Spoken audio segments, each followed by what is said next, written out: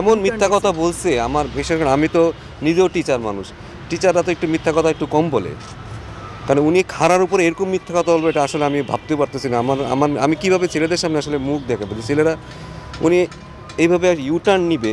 উনি একটা শিক্ষক মানুষ, ঢাকা ইউনিভার্সিটির শিক্ষক উনি, মানে একটা আমার দেশের সর্বোচ্চ বিদ্যাপীঠের একজন মানুষ, উনি এইভাবে মিথ্যা কথা বলবে এটা আসলে আমরা আসলে মানতে পারতেছি না। আমার মানাটা আসলে মানে কীভাবে মানবে এটা আমরা আসলে আমার বলার মতো না যে উনি কী বলে আসলো আর উনি আসলে কীভাবে ইউটার্নটা নিবে।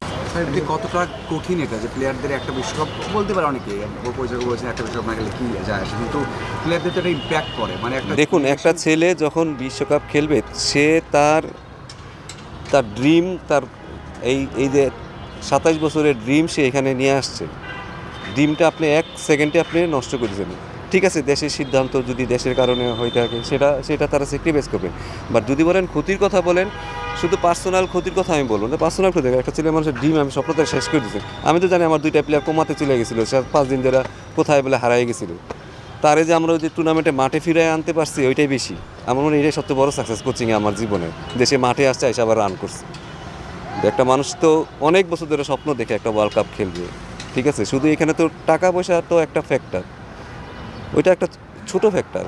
কারো আসলে যে ওয়ার্ল্ড কাপটা সারাটা জীবন স্বপ্ন দেখে আসছে সে একটা ওয়ার্ল্ড কাপ খেলবে। স্যার এটা শুধু একটা প্লেয়ারের নাকি একটা বলতে পারেন যে 2 বছর মানে গ্যাপ করলে আবশ্যক আছে, মানে এটা তো একটা দেশেরও মানে প্রজন্মের জন্য একটা আত্মবিশ্বাস থাকে বা জানা থাকে, মানে না আমার ব্যক্তিগত চিন্তা থেকে ওটা থাকে না যে একটা কোনো দেখলো খেলা। দেখুন, আমি দেশের সাথে আমিও অনেক কিছু স্যাক্রিফাইস করতে রাজি আছি, ছেলেরাও করে রাজি আছে, বাট আমি কি ছেলেটার উপরে হাতটা বুলাই দিছি,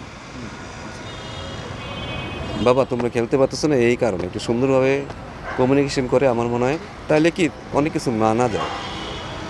কারণ দিন শেষে তো শুধু আর্থিক বলেন, স্টারাজ বলেন, অনেক কিছু এখানে ম্যাটার করে, ঠিক আছে। আমাদের ওদের পাশে থাকাটা খুব বেশি জরুরি ছিল। আমার যেই টুর্নামেন্ট হয়েছে আমি একটা দিনও টেকনিক্যাল কোনো কথাই বলি না ওদের সাথে, কারণ আমার পক্ষে আসলে তাদেরকে বোঝানোটা সম্ভব না, কারণ তারা মাঠে ফিরানোটা হচ্ছে আমার সবচেয়ে বেশি আসল কাজ।